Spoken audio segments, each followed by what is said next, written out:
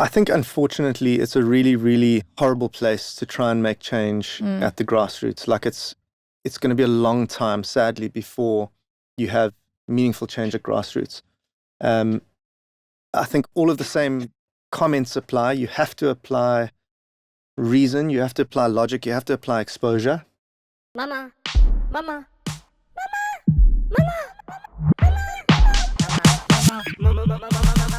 Please stop. Welcome to the Motherlords.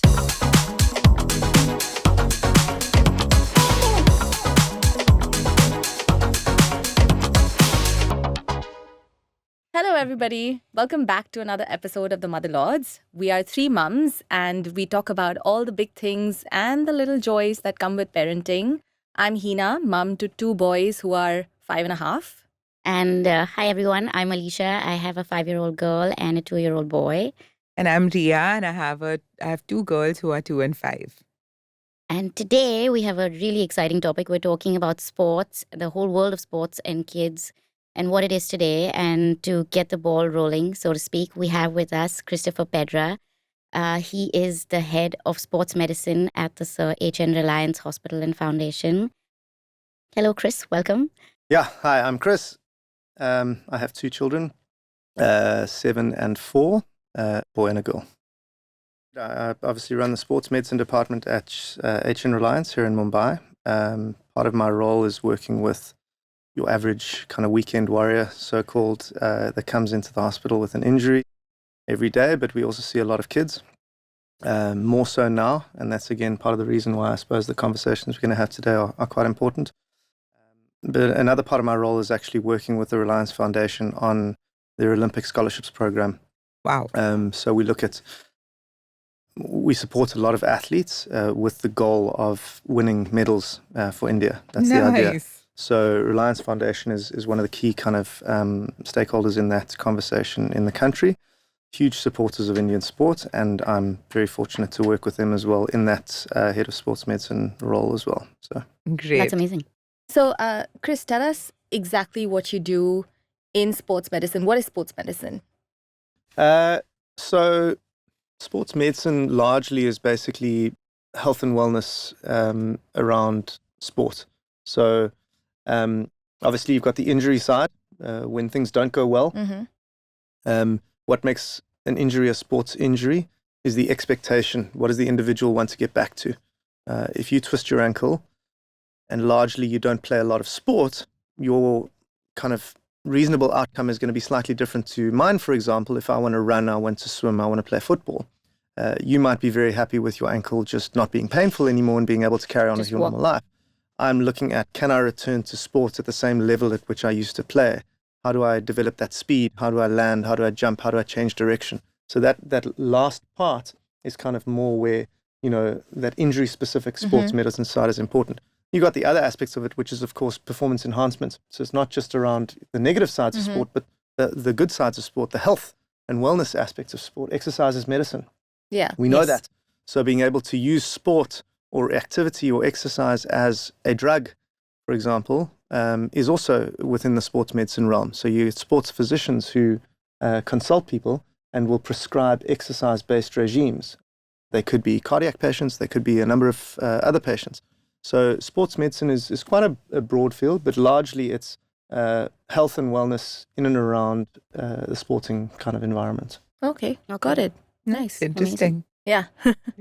Okay, so let's start off with the obvious question. Why is sports so important for kids? Look, I think there's, again, maybe not to repeat your words, but the obvious thing is the physical benefit. The world right now is probably the healthiest and the unhealthiest it's ever been. Yeah. People are living for longer. If you go back in, through time, we've definitely got the longest life expectancy, at the moment that we've ever had. Yeah. And a lot of people will try and tell you that's because of a number of reasons, but quite frankly, it's because of science. It's because we know more about how to stay alive, basically. But a large part of it is also, we know more about being healthy. We know more about having longevity through life and how to start young and end late. by being healthy, and part of that health journey is physical activity. Now, the first thing I said is that we're both probably the healthiest and the unhealthiest. Is unfortunately a large part of the population. Obviously, the population's forever growing, but a very large part of the population is really, really unhealthy, and that's a massive burden economically, socially. There's a lot of political unrest around these things. Like it's a huge thing to try and have people healthy, a healthy populace. So I think it's an important thing to understand that sport can play, and not when I say sports, I don't mean organized sports. I mean physical activity can play a huge role in the health of people everywhere. So I think from that point of view, it's a really important thing. But then, of course, you get other things like basic life lessons, competition, winning, losing, humility, respect, all of these basic things that you experience without intending to experience them, just from being in a sporting environment, Yeah. So the rush of endorphins, I feel like It's mentally also. I mean, for depression, there's like reams of research now that tell us that physical activity is probably the most potent drug for depression. Yeah, there's literally nothing on the market is as good as physical activity at controlling depression or managing depressive symptoms. So I mean, the problem is you can't bottle it, you can't sell it. So nobody's marketing it, nobody's pushing this stuff. But obviously the pills are getting pushed. I'm not anti-pills, but it's it's the best, most natural way. It is. I see it with my kids, and when they just go out and play, when they're just in the pool, they come back so happy. And look, and there's a large component of, yes, it was the physical activity and, as you said, hormones and things like that or whatever, but also it's spending time with people, it's socializing. Exactly. It's the relationships, it's that stuff. I mean, the Harvard study of adult development, I think it's called. I'm not sure if you guys are familiar with it, but they basically followed people from the 30s, pre-World War II, and they've been following these adults, and recently they've incorporated their families and their kids, and so literally it's like 7 or 8 decades of research now that they've got on these massive cohort of people. And the most important marker for longevity and healthy life is the relationships that you build. Wow. So it's not, how much money you have or, whether you ate this diet or whatever, it's the relationships you had. So, and that's another thing that sport gives you. Like you said, your kids go out and they play. They're not playing on their own. They're playing with friends, a lot of kids do play on their own, and that's also good for them, I think. But the community, the relationship aspect of it, the social aspect of it is something that, you maybe not is tangible, but if you look at it over 80 years, rather 8 decades, it's like, wow, hang on, there's like one common thread here. Yeah, it's amazing that it can translate into the rest of your life. My husband still plays football once a week with his school buddies. They have, there's a group of them, and they get together every week and they play. All because they love playing in school. Yeah, awesome. And it's not because anyone's getting paid to play. Yeah. It's not because, there's a league table, or maybe there is, but... Now there are leagues everywhere. That's true. Yeah. So yeah, it is important, of course, what you're saying, that to go out and play and have fun. But the reality here is, I mean, let's face it, there's no real playgrounds or, kids can't just go down and play and cycle and run around and have fun unless you're part of a club or, I think that's why so many parents end up putting their kids in classes from a young age. We do gymnastics and parkour and football, and, moms are asking maybe as early as 3 years old. I see on WhatsApp groups that I'm part of, what's the best class to put my kid in, because they just want their kids to go out and, get that energy out and just go out and play, because sports is also part of building your motor skills. But you tell us, is this the right way to go? What should kids really be doing at this age? Well, look, I would start by saying, yeah, absolutely. I mean, if there's an opportunity to get your child active, that's a good thing. How that happens, unfortunately, is not equal across the board, across the globe, and not even across India. The situation you've just described is very much Mumbai. Yeah. We have a lot of space in India. Yeah. There's a lot of space out there for kids to run around in villages and stuff, and they are. But to get back to your point about, where we live and our specific situation is, unfortunately, you have to, be involved in, your kid doesn't have access to football, for example, unless they are part of an organized structure, because there are no open, free football grounds, to play at. So that's something you have to okay, well, let's do it.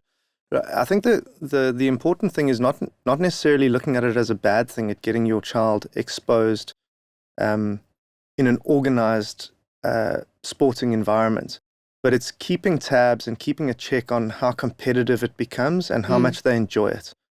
At the end of the day, if your child loves gymnastics when they're 3, that's a really good thing. There's no problem with that. No. And if that's what they've been exposed to, wonderful. I'm never going to sit here and criticize a parent for not having exposed your child to football, and only having exposed them to gymnastics. That's just how the world works. Some people get exposed to certain things. Is your kid happy? That's the most important thing. Where I would say it becomes a problem is that you're exposing them to formalized coaching classes, which of course is very unnatural for a child, first of all. Yeah. For a 3-year-old to be told to stand in line and wait your turn to be able to kick the ball or to hit the ball, and then to be told how to do it. Like a 3-year-old needs to play. They need to. Yeah, they just need to go and kick the ball. They need to experience. They need to problem solve. They need to work it out for themselves to an extent. So that is a problem that we all face. Because the only way to get your child in is through that structured environment, then you really are relying on a good coach. And there are good coaches out there.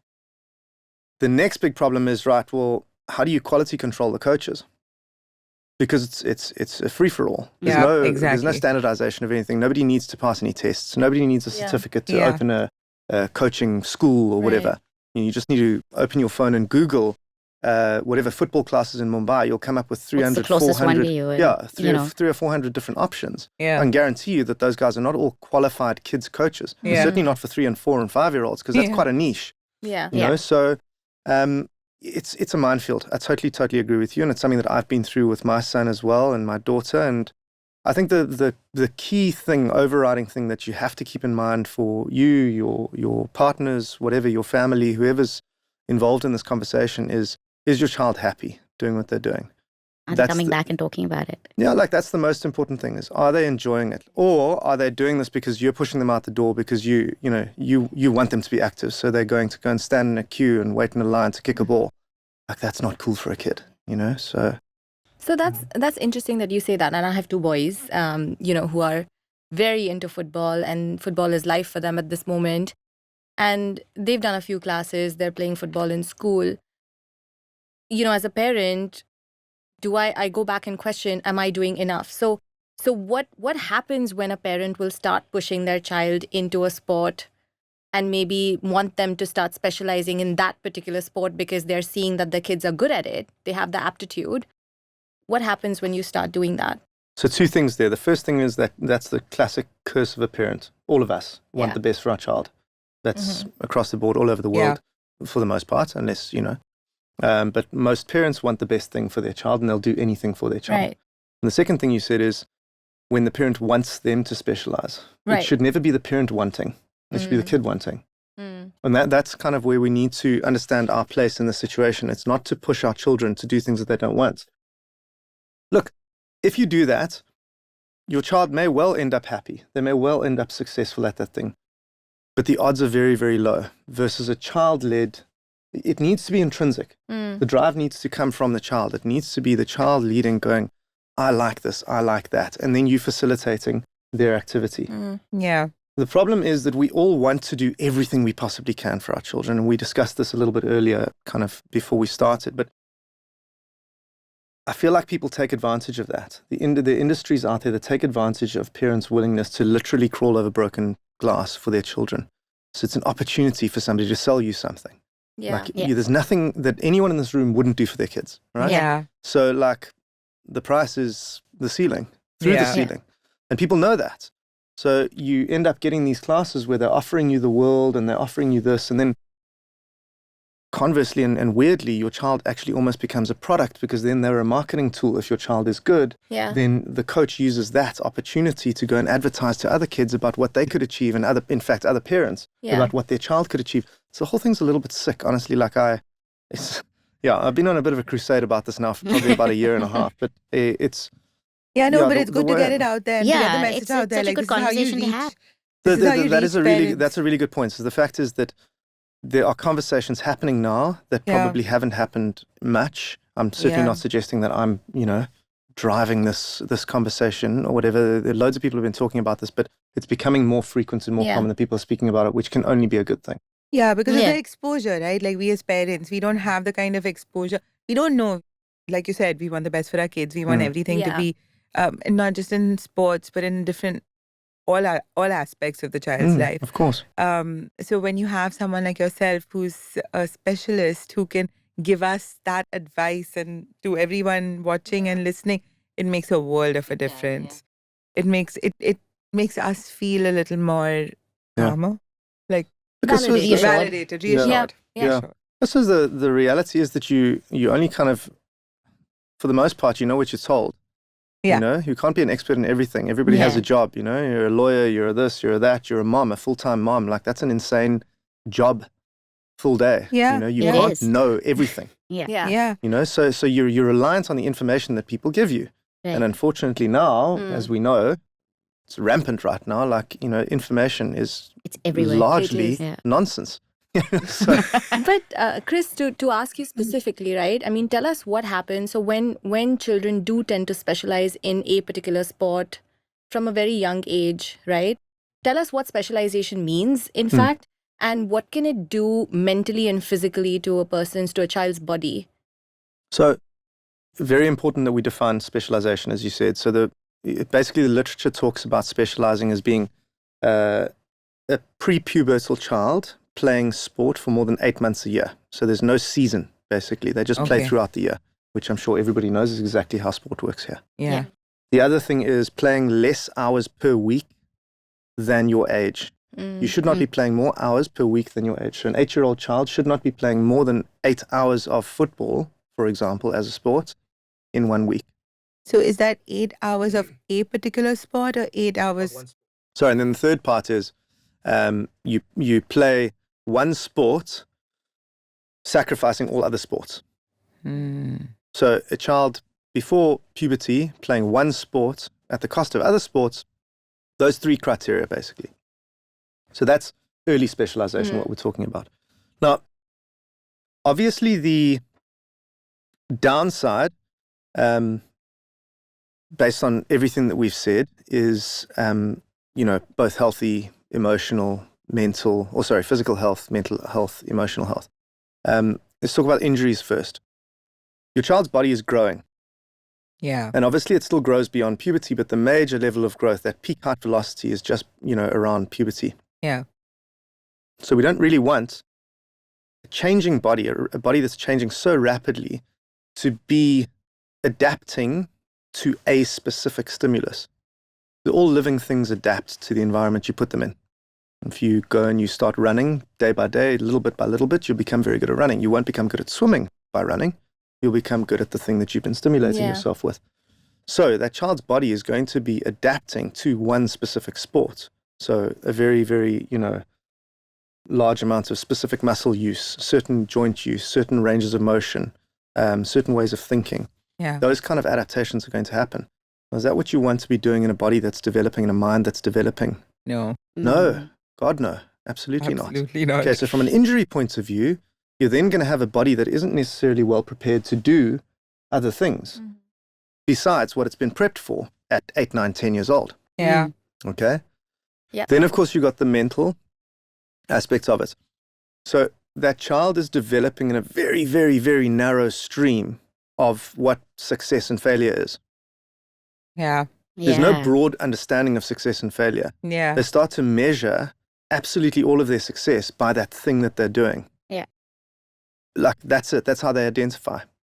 So you've got loads of examples of this throughout, you know, sporting careers. Very easy examples that I spoke about last week, so I'll speak about them, is Tiger Woods, Roger Federer, okay?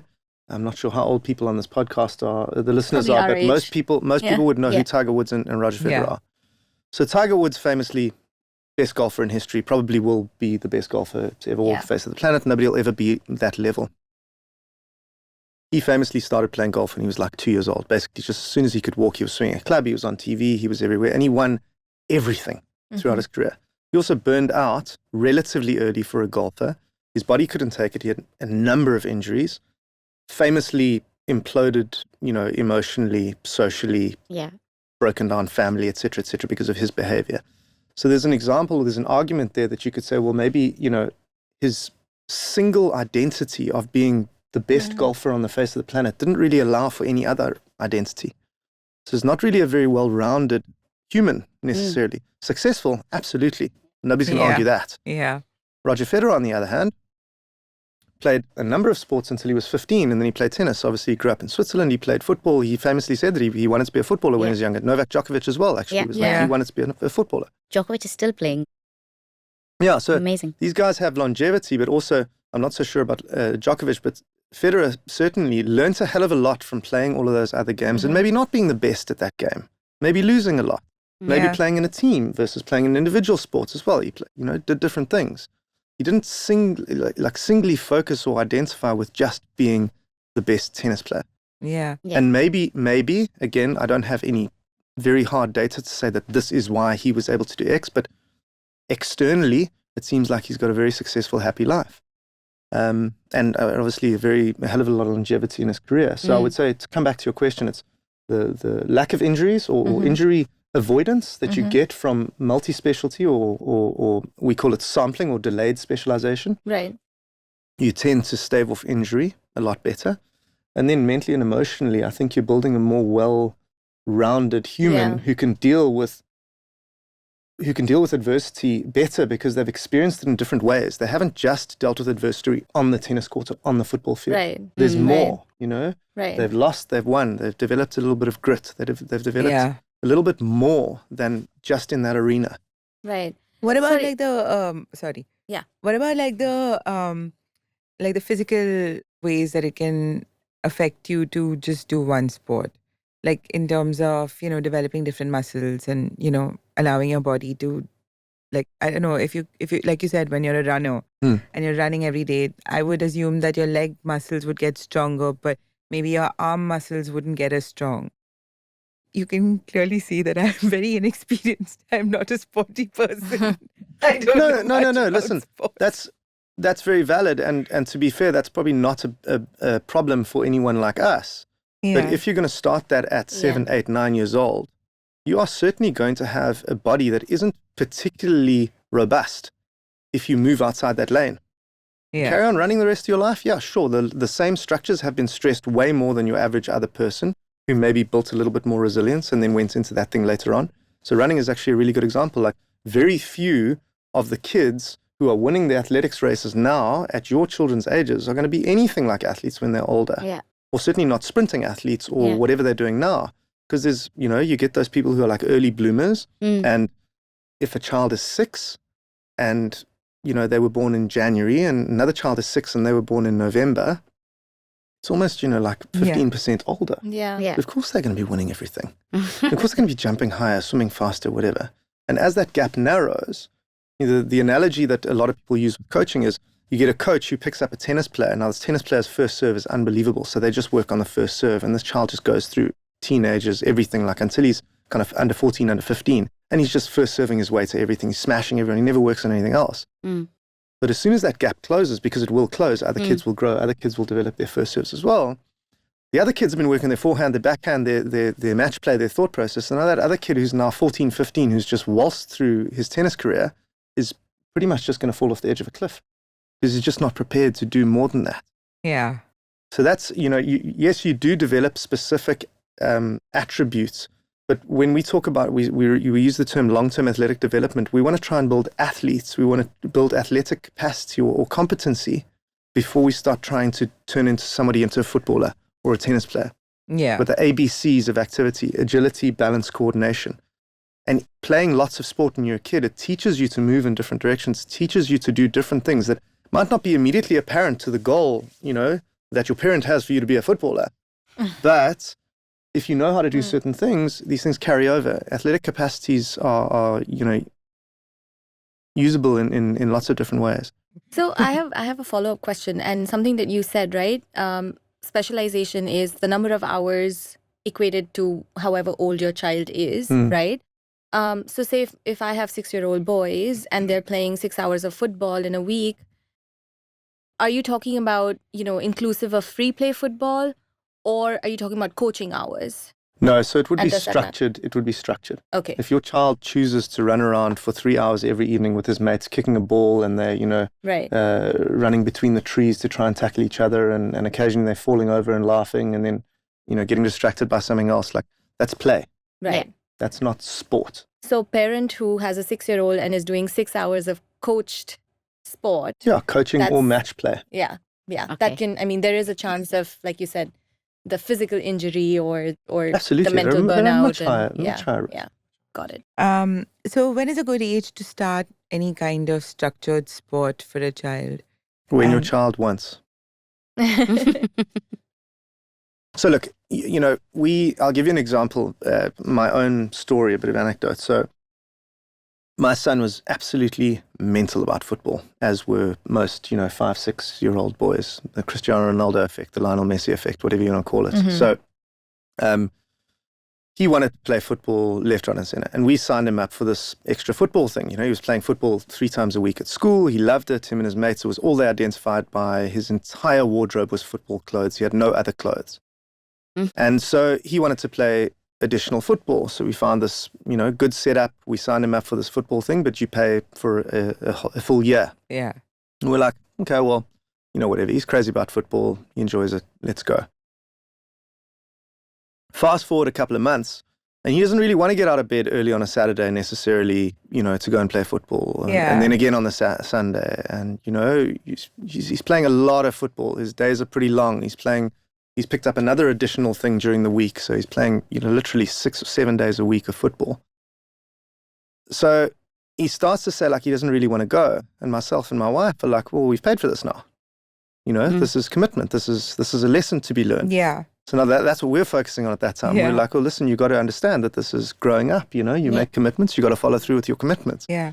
So, that's me, and I work in this space. So it's a really hard thing to kind of say, but like, he wanted to do that structured football at that age. So I wouldn't say that, you shouldn't be doing it. Mm. He wanted to do it. All of the kids he was playing with, he was loving, whatever. But I think being aware, like I alluded to earlier, being aware to when he doesn't really want to do it anymore is an important thing. If you're talking about from a results-based point of view, there's a really good bit of research published in 2023 where they looked at close to 3,000 Olympic athletes, elite athletes, from 44 different Olympic disciplines, 13 countries. It's a massive cohort of athletes, top-end athletes, and they retraced their path. And basically what they found was that most of these athletes only specialized beyond the age of 12, 13, 14. Oh. So from a research Interesting. point of view, we're looking at it and we're going, we don't think necessarily it's safe or it's advisable or optimal from a performance point of view or an injury point of view to specialize before that age. Mm. But now we've actually looked at people who are high performers, the people excelling, and we've traced their steps back and we've gone, oh, actually, hang on. If you just leave it to natural selection, that's what happens anyway. Yeah. So short answer is 12, 13, 14, around about that age. But the reasoning behind it is both from a health point of view, injury prevention, but then also performance. It's funny because growing up, so I was fortunate enough, I grew up, I had access to a club, and my mom had enrolled my sister and I, we played tennis, we played badminton, we swam, we did all of these things in the week, and they were structured classes. And I remember I did all of this growing up, and I got to perhaps 12 or 13, and I thought, oh, I'm just a jack of all trades, right? You didn't master in any one particular sport, which is why there was no one particular sport that was calling out to me or that I was exceptionally good at.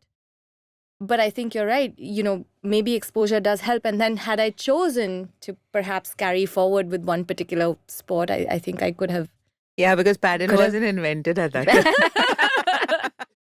There you go. Literally, yesterday I played my first game of paddle. And like Hina, I grew up playing tennis and badminton and all of that. And at the age of 13, 14, I decided sports was not for me because I was good at nothing. And I'm just more artsy than sporty. You had different interests. I Yeah. had different interests.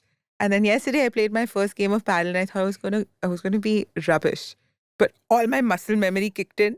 And I don't know what happened. I was just like smashing and hitting and like, even the way I was like swinging the racket and stuff, it just took me back to when I used to train with for tennis and badminton. So it does kind of, I guess, come together. I guess should you have pursued that? Yeah, you maybe- could have. Yeah. Or If even you if you decided to didn't pick up- pursue it, it kind of helps you to Your muscle memory kicked in. Yeah. it helps you to get an overview of everything, Yeah. right? But I guess where I was going with my story is it actually changed, or it made me, when I became a parent, I thought that, I must specialize my kids in one particular thing because I want them to be able to pursue one thing and do it properly, as opposed to my childhood where, I did everything and didn't really get into any one thing. But it's interesting to know that That's also not this the is, right way. yeah, that is Yeah, also that's not not the right right way. I think that's a trap that most people fall into because you only define success by scoreboards, by Right. rankings, by, Right. but the success that you've achieved through possibly all of the experiences you had through all of those different things came out in different ways. I don't know how Yeah. we could measure that, but No, you know, of course, yeah. it's also very simplistic to think that if your child specializes, they're going to be successful. The fraction of people who actually Yeah. make it in sports is negligible. It's next to nothing. This is the other thing that people forget, like you're going to be, for every one athlete who gets through that process, there are probably 20,000 who tried and didn't. And they Yeah. had pretty nasty realizations along the way, Yeah. So, I mean, it just obviously built a love of sports for you, and you picked up a new sport at this age and Right. got so good at it. So that's Yeah. You and have it's assisted you in instilling an Yeah. interest in sports in your family and, Yeah. like what's right and wrong. I mean, Right. you have to say what you said earlier. Is your kid happy? And then underline that, and that's all you need to worry about. no, yeah, I mean, that really is the biggest thing is, if your child is playing sport, like, how do you know when to do whatever, like you said, when to specialize, whatever, like, is your child happy playing the sport? Yeah. That's the goal. Yeah. Because if your child is happy playing the sport, they're going to be interested, going back to that intrinsic drive, they're going to be interested in carrying on playing that sport. If they have the aptitude, if they have the genetics, if they have a number of things falling into place, they stand a chance of sticking out and actually potentially making something of it as a career.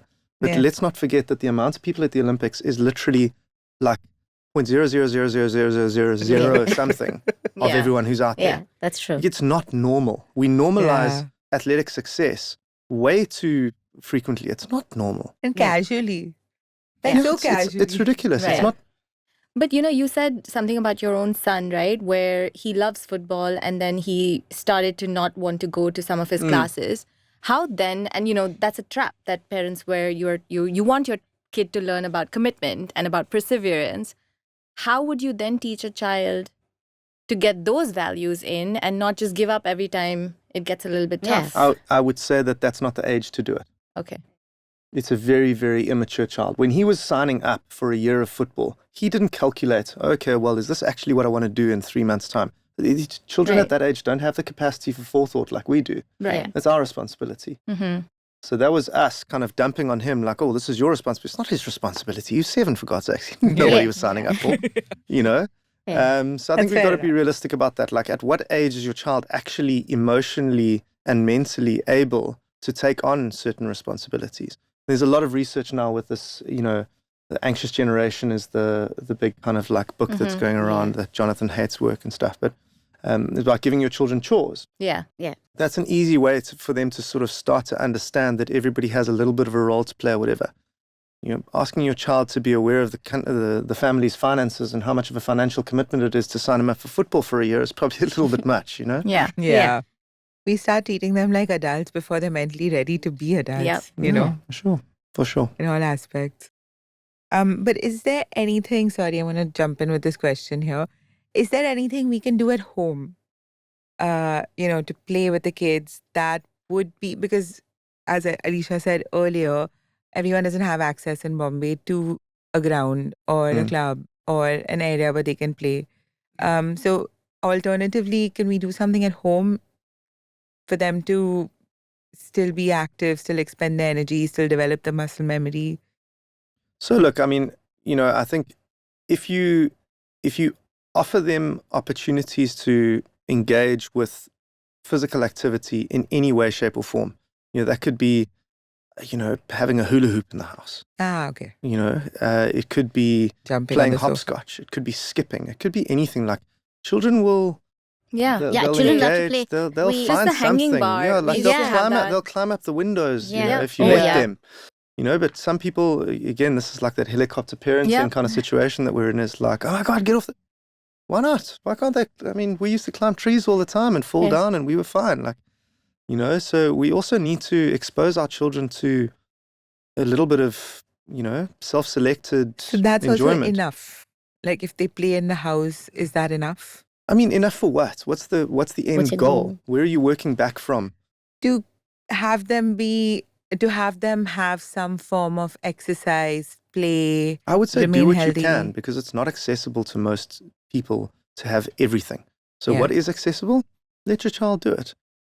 Okay. I mean, not, you know, regardless of... quantifiable. Yeah, so if it isn't, because if I could say, well, you should have, you know, this toy is screwed into the wall where you can climb and whatever, like some people can't afford that. Yeah. Yeah. You should make a climbing wall. Can't afford that. Yeah. You know, your child can Yeah. ride up and down Yeah. the corridor on a bicycle. Maybe some kids can't afford a bicycle. Yeah. So, you know, do whatever you can to just expose them. But honestly, if you leave it to children, get out of their way, less adults involved, they will find stuff to Yeah. do. And they will That's true. physically, they'll jump on each other, they'll wrestle, they'll do whatever. Because that Yeah. is just what children do. It's natural to them. Yeah. So when we sit there and we tell them what to do, okay, this is how the game's going to work. And how many parents do you see doing that? I don't do that. You see so many But I parents see a doing lot that. of parents Yeah, do So many that. parents Yeah. do that. It's like, cool. Putting And you Yeah. go, and, sidelines. you go and sit with your kid. And like Yeah. they're like, oh, come and play with me. And you go and sit with him. And after 2 minutes, you're like, oh my God, this could be so much better. Why don't we do it this way? Yeah. But yeah, it can It's be like so so hard not interrupt to, you. right? Yeah. It's so hard not to. But that's the thing, is you need to let the kid work stuff out. Yeah. You know, my kids invented so we got a new coffee table in our living room and obviously took up space that they had then to play there. And now that coffee table has become their ping pong table. And that's what they do every evening when they come home from school. Awesome. Both of them are standing on each side and they're playing ping pong. Yeah, and it's awesome. great. Yeah. Good. Yeah. And then like for you to be the parents who are like, okay, cool, we get it. That's fine. Yeah. That, Go for like, it. That's that's important, Yeah. you know, to appreciate that kind of thing. Yeah. Yeah. I thought My it was kids genius. have picked up this game that they watch. They watch this show called Bluey, and they've picked up this. You have to keep a balloon up in the air. It's called Keep ERV. Mm. Yeah. And that's all they do. The two of them, they get so excited when they get a balloon from a party, and Yeah. all they do is run around the house, and all of us have to keep that balloon up Yeah. in the air. Yeah. My kids are building obstacle courses around the house and jumping off sofas and Yeah, Well, there you go. So, I somersaulting mean, and and how much of that did you have to do with? Nothing. nothing. just have to keep out of their way. You Exactly. just gotta Get parents out of the way. I'm tripping on things. That's the problem, man. It's too many adults involved. Yeah.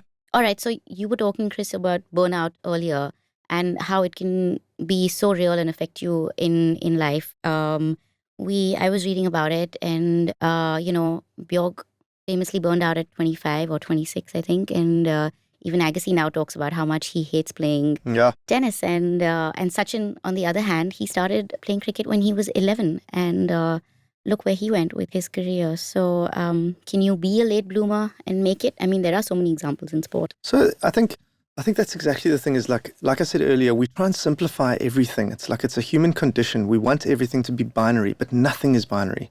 Like that's just not how the world works. People are different. So you will get people who we can absolutely hang every example on, and we can go, oh my God, look at Tiger Woods' success. You know, everyone should start doing that. And this, 10,000 hours rule that Malcolm Gladwell, I'm sure, regrets at this point. But, all of that research I'm sure everyone's familiar with 10,000 hour rule. Basically, to become a specialist in anything, you do it for 10,000 years, roughly 10 years of intentional, practice. What a long time. Yeah. But this is what a lot of parents were basing. They're like, right, well, I want my child to be X. We reverse engineer that. He needs to start at 6. Yeah. So then they're like, but the original research, first of all, for that was based on musicians and artists, not sports people. Mm. Okay. Which Malcolm Gladwell, I don't think, ever suggested it was based on sports people. But that's the message everyone took from the book. So you look at your examples. You've got Andre Agassi, famously child prodigy, went on to win plenty. But like you said, opening line of his book, I hate tennis. Yeah. Tiger Woods, famous implosion. Best golfer we'll ever see, comfortably. I've said that already. Serena Williams and her sister, very, very, very high pressure, early success, etc. Famous, movies have been made about it. The most successful tennis player in history, and again, probably we'll never see anyone like that, male or female. So you do get those success stories, but we ignore the other 20,000 people who did not become successful. Yeah. You know, we only pay attention to like, oh, well, they did it, so that's fine. But like, your child is not Serena Williams. Yeah. Your child does not grow up in the same set of circumstances as Tiger Woods. And even if they did, do you want necessarily what happened to them to happen to your child? So if we spoke about the kids being crazy about football, Haaland, I'm sure if anyone's kids are into football, Erling Haaland is a Norwegian striker. He's basically, at this rate, he is going to be the closest thing to Lionel Messi and Cristiano Ronaldo that, you know, and after those two, you would never have said that it was actually possible. But he's looking like that athlete if he can continue as he's doing. They reckon he could have run for Norway when he was 16 years old. He was that fast. Wow. And the Norwegian system is a great example actually to speak about, because I don't know if anyone's familiar with how they do it, but like they famously do not have any kind of organized competition before the age of 13. Yeah. So in Erling Haaland's village where he grew up, I think it's a town of like 20,000 people or something. I might have it a little bit wrong, but the football club is called FC Bern or FC Brine. And they've got this ludicrous statistic where in Haaland's kind of year of like his kind of, there's a window, age groups around his year.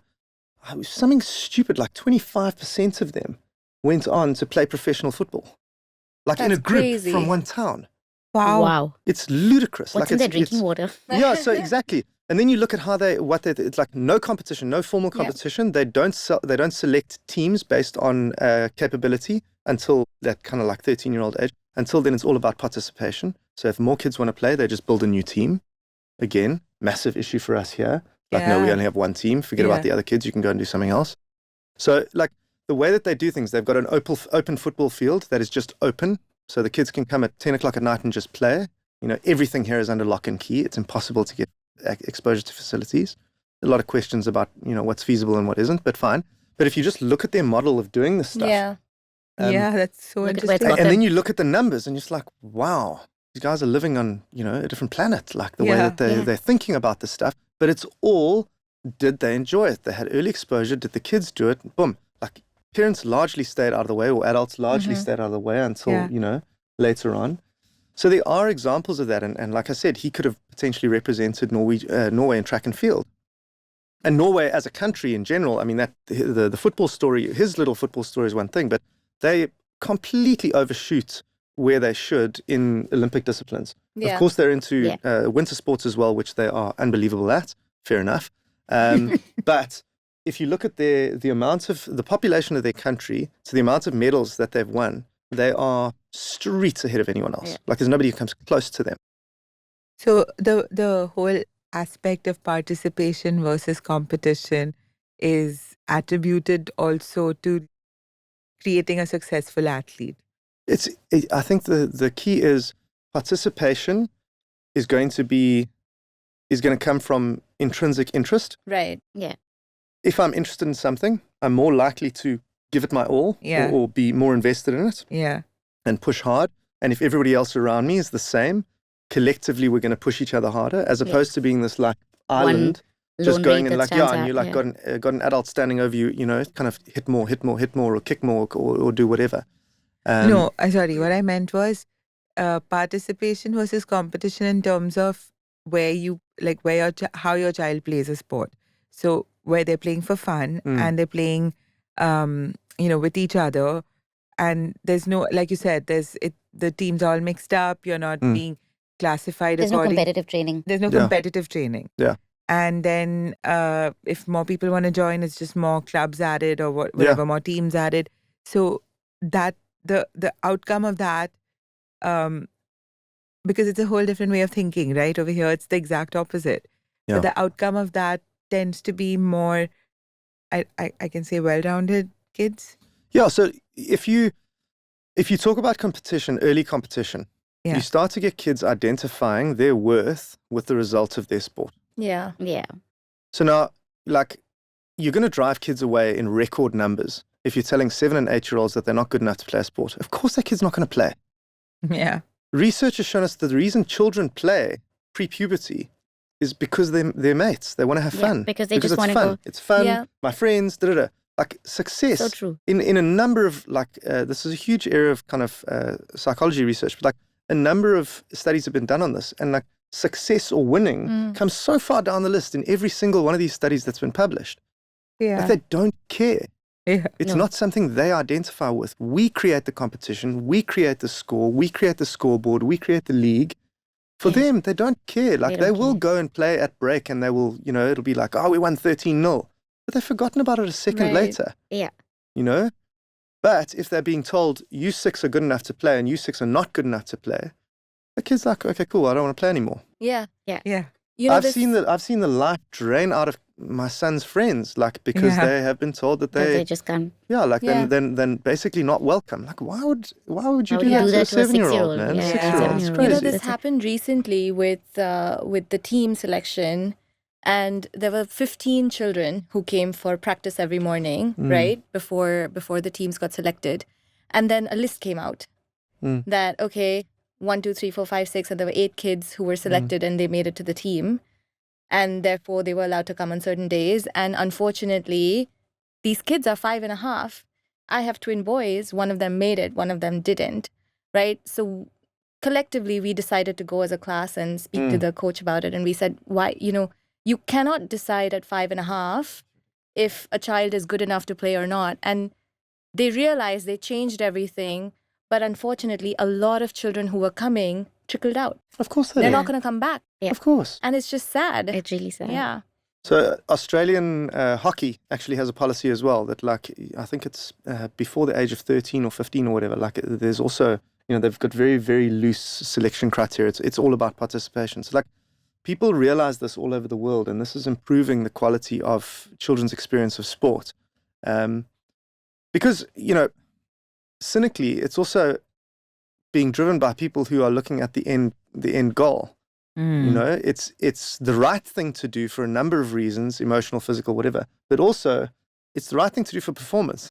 Yeah. So Yeah. if you are actually, like, if I go back to what I said about being involved in the Olympic side of Indian sport, it's also what we want. We want a broader base of participation, because the broader base of participation, the more people there are to select from, Yeah. the better the odds are that you're going to be successful. Yeah. So it's, there are a number of different angles as to why this is a good thing. And there's like zero reasons that it's a good thing to, exclude children at a young eliminate. age. Yeah. Right. Yeah. But it's just because, well, that's what we do with adults, so let's do it with kids. It's just like an easy, unqualified way to approach it. Switching gears a little bit, right? Talking about bringing in the gender bias here, because there are some sports that we see naturally boys gravitate towards, and, some sporting activities that girls gravitate towards. How would you, in your so many years of experience, try to change that a little bit? Or how would you make sure that, that single girl who's interested in football does not get demotivated because she's the only girl who's interested in football? I think, unfortunately, it's a really, really horrible place to try and make change at the grassroots. Like, it's going to be a long time, sadly, before you have meaningful change at grassroots. I think all of the same comments apply. You have to apply reason, you have to apply logic, you have to apply exposure. You have to allow girls to be able to do everything that boys do. Similarly, you have to allow boys to be able to Right. do, but let's be fair, boys have had the upper hand for God knows how long, centuries. So if we're talking about a bit of affirmative action for a while, that's fine. The boys have got Right. enough, maybe, and invest your resources in making sure that the girls have at least the same opportunities as the boys. And then whatever they choose, support it. Yeah. Maybe that's a cultural, social thing as well. Yeah. As a parent, your boy comes home and decides he wants to dance. Maybe, there are a lot of families that be like, well, I don't know how I feel about that, And that's something that people need to... Support. Be okay with. Yeah. People need to get their heads around and say, well, do you want your child to be happy? Yeah. Or do you want them to, go out into the world in as a version of, what you want them to be? Or do you Yeah. want them to be the version that they want to That be? they want to be. So, but I think the larger thing about women's sport, girls' sport, women's sport now, that we're starting to see, which I'm loving, is that there's money to be made in it. And this is unfortunately where the change is actually going to happen. I was saying Yes. this to my wife the other day. You see now with the Rugby World Cup. Yeah. The Yeah. Rugby World Cup was like just as supported for the women as it is for the men. Yes. Yeah. Yep. And because there's now money in it, that's going to grow. You're right. So it's a simple question of people with, people who make the business decisions in the boardroom realizing, hang on, half the world we've been ignoring. Yeah. So that's a good thing, So they're like, hang on, why the hell aren't we making money out of them? Yeah. And that's where I think the world is, that's where I think the world is going now, which can only be a great thing. I don't like the fact that it's only got there because of money, but whatever, As long as we it's take what going you there. get. Whatever's Exactly. working, yeah. Exactly. And So you're going to have girls seeing their heroes on TV who look like them, who speak Right. like them, Yes. who dress like them, whatever, or what they Yes. think they should. But the, badass athletes who are winning stuff Yeah. and they're making money and they're famous and, and And not they're not for, only just being not for being a pretty princesses face, exactly, like Yeah. just, so it's cool. I think it's really, really positive change. I'm not a huge fan of the fact that it hasn't come from the grassroots and it'll take a while to trickle down, but Right. it's happening, fortunately. What about learning a skill like cycling or swimming, which, we consider important for kids to develop at this age versus forcing them to do it when they don't want to? Like my child, she doesn't particularly want to swim, but I think it's important for her it's a to good learn. life skill to Yeah, have. it's a good life skill to have Yeah. and not drown. So, or, ride a bike. Reasonable, yeah. Yeah, or ride a bike where, you may not always have the opportunity to take a car everywhere. Yeah. Is that okay to force upon your children if it's a life skill? Look, I think that's exactly the point, is that certain things are life skills. Yeah. Like there's a level of physical inactivity that I see in children here that blew me away when I first got here. Yeah. I've never lived in, to be fair, I lived in Shanghai, but I didn't have children. So I wasn't exposed to as many children. When we moved here, we've got 2 young children. So I see the way children move. I see the way some kids try and run. And I say try and run because they physically are not, they're not running. They're doing something else. Like when a child tries to sit into a chair and they're literally just reversing and hitting the chair and gravity's doing the rest of the job. They're not actively sitting down. Like these are fundamental things that we should be trying to encourage. But, if you go and you provide opportunities in your house, like you were saying, your kids do all sorts of silly things and games that they will develop those athletic capacities. So that's important. But from specifically swimming, in South Africa, loads of people, we're surrounded by 3 sides on an ocean. It's not the biggest country in the world. So the odds are you're going to be coming across the sea or a river or a lake at some point in your life. A lot of people have swimming pools. So for us, it's a simple safety issue. Yeah. Yeah, exactly. So, you would never get away with going, oh no, I'm trying to, provide my child with space to not say, cool, your child can't come and play at my house because I have a swimming pool. Yeah, Right. exactly. So, I think you got to apply reason, with that kind of thing. Okay, good. And cycling, I would say as well, it's a pretty fundamental thing in the way that the world is going. Certainly, if you're going to move to live in Europe at any point in your life, you probably are going to be riding a bike at this stage. That's what seems to be happening. So, Yeah.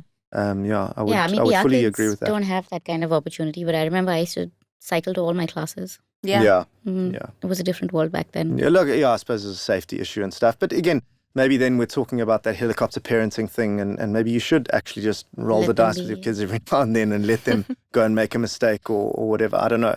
That's probably an uncomfortable thing for a lot of people to think about, and I don't know. Yeah, I remember I used to be kicked out of the house with my cycle at 5. Don't come back till 8 o'clock. Yeah. So we're very fortunate in where we live.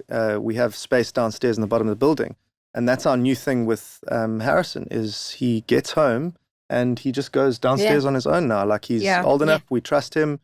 He can obviously swim. There's a pool down there, but him and his mates just go and run wild for kind of 2 hours, Which is so That's important. amazing. And I that don't have a kids- clue what they're doing. That's great, and I'm happy with that. Yeah. Which is what kids need, I think. Exactly. Which is what all of us Especially did after a growing up. long day at school where you've been Yeah. told what to do from morning to Yeah, evening. You that's just need to go out and play without being told how to play. That's exactly the thing, the autonomy. The Yeah. autonomy to decide, what do I want to do now? Yeah. And get into a situation with a friend where you're problem solving, and somebody else isn't coming in to tell you, well, you're in this situation, this is what you should or shouldn't do. Figure it out. And bringing that back to sport as well, I noticed this when my boys were playing certain tournaments, right? And I would see parents on the sideline of these matches that are happening. shouting instructions to their kids. Mm. Oh, sit to this one and do this. And I just wonder if that is also taking autonomy away from the child to decide on their own how to play a sport, It Yeah. 100% Or the match, is. right? Exactly. It Yeah. 100% is. Because I don't want my kids when they're playing, or you don't see a Haaland or a Mo Mm. Salah turning to the coach and Exactly. looking for instructions. I mean, Yeah, you they're play. playing. Yeah. That's 100% accurate, and I've seen that with my own eyes as well. Kids or little boys who were in my son's team, Mhm. who there were 2 or 3 of them who, from an early point, you were like, okay, those kids are a little bit decent. You know, like you could just see they were more comfortable with the ball at their foot. You know, they moved with balance. They were just like they were a little bit ahead, just Right. naturally, of all the other kids. And I saw over the space of probably 2 years of being coached that they literally had the football coached out of them. Yeah. Ah, That's I felt unfortunate. terrible. I remember specifically watching at tournaments at Cooperage where every single time this kid touched the ball, passed, shot, did whatever, his head snapped around to the sideline to look for like to an the validation. coach. instruction. Yeah. Oh, And then I started picking it up in other kids. I picked it up in him because he was like just wasn't the same player. And then I started looking around, and every single child, bar none, as soon as they'd done something, snapped around to see if they'd done well or if they hadn't done well. Oh my man. God. They're having it coached out of them. And It's that's crazy. Really It's absolutely sad. crazy. Yeah, it is. It's super, super sad. Yeah, So- this is how I feel about my daughter and her art, because she's so creative every day. She, the minute she wakes up, the minute she comes home, for her, art is her sport. Right. And I keep worrying that if I put her in a structured art class, just to upskill her, it's going to take away all her creativity. Mm. So I guess that's the balance that we have to find. Yeah. Yeah. yeah, And so I guess finding the right coach helps. probably is Yeah. It's is the massive. right So when thing, you right? do talk Absolutely about massive. a coach, what's maybe also a red flag to look out for? A When you red do- flag, I would say, unfortunately, is if it's like a business model, you know, which it's a horrible thing to say, but like the reality is there's an economic component to this. Yes. The person either who has started the school or started the program hasn't done it out of charity or goodwill. It's an opportunity. It's an opportunity to make money. And that's not a bad thing necessarily because if you're providing a service, whatever.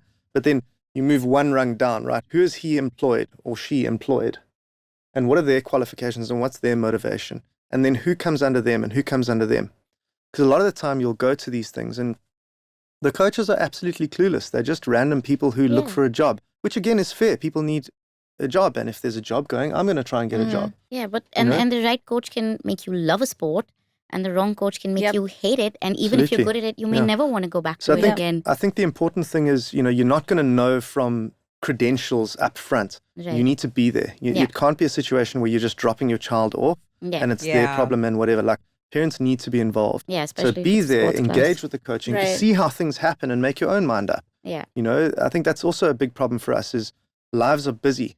A lot of parents are working full days. Some people, leave the house with their kids in the morning, drop them at school, and they don't come home until 8 or 9 at night. And the child is largely being, looked after by people who are not their parents, or they're getting taken to a football class by the nanny or, whatever. So, Right. which again, I can't argue with because if that's what life is, that's what life That's what is. life is. Not everyone can do it the perfect way or the way we Yeah, think is yeah. optimal. But if there's an opportunity to, I would say that the parent needs to be engaged in as much as possible with their child so that they can make these decisions, with a bit of information. Yeah, do proper research at Yeah. least. Even if it's going for a couple of classes. Yeah, go and Before see, Go and see Yeah. what it's like. understand the vibe. How does your child engage in that situation? One of the early things with Harrison is like we saw like he suddenly was just like completely like he was like he didn't want to get involved on the football field, and we're like, what is going on? This is not our child. Right. Like that was not him. And then we went, and that was not at, what we were watching. We're like, we don't really see a reason for that here. And then we went and watched him at one of the other football things that he was doing, and we're like, okay, Makes Got you. sense. literally every time he touches the ball, someone's shouting at him. Oh. So he's like, now like hardly wants to touch the ball, So obviously we yanked him out of that. But if you're not there, you can't pick up on these Right. things. You You can't need pick to be involved. yeah. And Yeah. again, I appreciate that it is challenging. A lot of people do have full-time jobs and not a great deal of time. Right. But If possible. yeah, you need Yeah, to if do possible, you yeah, need to do because as much as you possible. can. Yeah. Yeah. Yeah. Definitely show up. I think this has been great. I think it's given a lot of clarity to a lot of parents, hopefully, to understand what early specialization looks like, what, specializing in sport looks like, I think, early or a little bit delayed, what variety exposure looks like as well, and how really we should be thinking about sports when we're thinking about our kids, Yeah. right? Yeah. How important it is to just go out and play, Yes. and how that can And not just- always be told what to do and when to do it, to just have the liberty to free play. I think that's really If you love that's playing, really then you'll important. always play for the rest of your life. Yeah. And do Whatever your sport you pick up. research before Absolutely. you put your kids in classes. I think that's very important. And yeah. if you have the opportunity, go in and sit in on those classes, really to I see would what your think- children are getting Yeah, out of be it. present. Be present. If you Yeah. can't be present during, be present afterwards. Speak to your children about Yeah. it. you know? Yeah. How was it? What did you enjoy most? What didn't you enjoy? Speak to them about kind of Yeah, what I their think if they're experiences talking about, if they're not talking about it, then obviously they're not maybe having fun about it. Because No. I know when my kids have a good time somewhere, they can't wait to tell me what they are. Exactly. Yes. Yeah. Yeah. So, And I think bottom line is that, right? Is your child having fun? Yeah. At Underlined. exactly, at age 4, 5, 6, 7, really we're not, we're not looking at them becoming the next Federer or the Tiger Woods or whatever. Are they having fun right now? Because then everything else will follow. Yeah. yes, Because it's not the same journey for everyone. Right. You know, Yeah. like I mentioned before, if we go around the room and you look at how you got to where you are today, it wasn't a straight line, and it never ever is for anyone. Yeah. Maybe one or two people, but they're not normal. They are Mhm. the outliers. They're not Yeah. the ones that we should be basing our general approach on. So if you Yeah. if you Yeah. allow for differences, then you should get good results. Yeah. And we're going to share all of the information, the graphs and the things like that in our description. So you all have access to that and you Perfect. can see for yourself. All right. Thank you very much for listening to us today. Please send in any questions that you may have. We'll be happy to pass it on to Chris and hopefully get some answers if there's anything particular. Other than that, we will see you again next week. Like, share, subscribe. Bye. Bye. bye. Bye. Thank you. Thank you.